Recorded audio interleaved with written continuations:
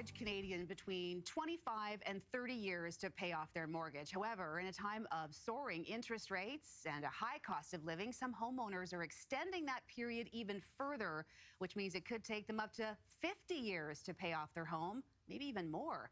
Here to tell us more about extending amortization is Peter Sashecki with Everything Financial. Good morning, Peter. Good morning. A lot of people know exactly what we're talking about right now. They do, unfortunately. So you can't get a super long mortgage. Typically, it's 25 to 30, but this is what's happened to mortgages because of interest rates. That's right, but you have to take it with a grain of salt and calm down and take a breath and not buy into the fear, because that 50-year amortization, because your mortgage has just gone out of whack, and that's variable, of course, that would really affect you.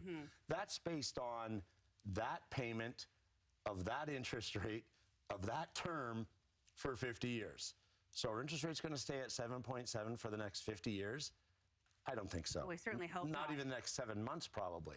So you have to take it with a grain of salt. Don't buy into the fear, because what happens then is the mortgage company, the big banks, are saying, hey, you better lock into something for 5 years right now. Look how attractive that 5-year rate is.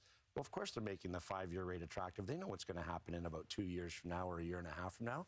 They know the rates are going to be way down. So if you lock in for 5, they win, you lose. Sorry, they're sort of hedging their bets there. Okay, so just so for people who aren't aware, the amortization goes up when your payments on your mortgage are mostly paying the interest. That's right. And not the principal. Exactly, and that's what happens with the variable right now. They just keep going up, because you're maybe paying prime minus a quarter or prime or somewhere in there, and that's gone up significantly, as we've been talking about for the last 12 to 15 months, you and I. And so all of a sudden it makes it look like it's this really long amortization, but that'll get right back to normal pretty quick as rates start to go down.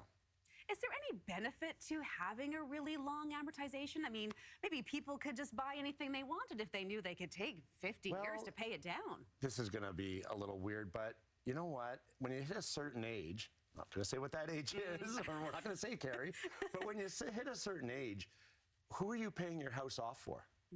Your children? Look at that idea of maybe I pay a reasonable amount and I spend some of that money, say, on myself, and I go retire. Or I go travel a lot more than I was before. And don't become, house poor, where everything you're doing is to pay that house off to leave a paid-for house to your children. Right. Is that really the best thing? That's a very big gift.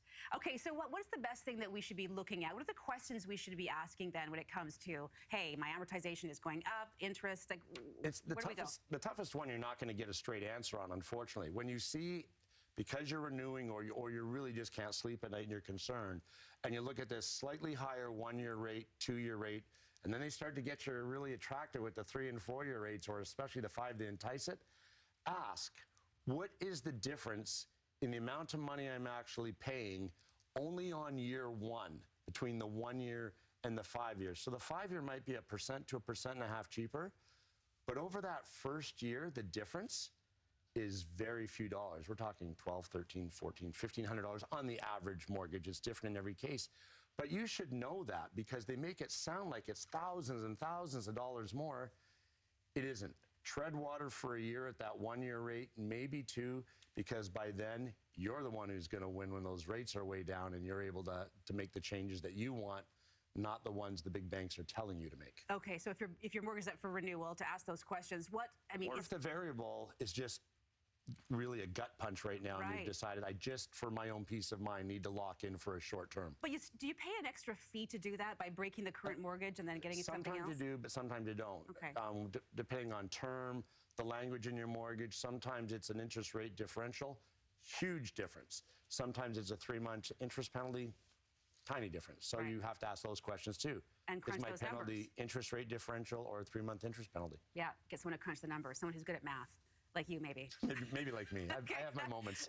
Peter, thanks so much for joining us this morning. Thanks, Carrie. A lot to talk about.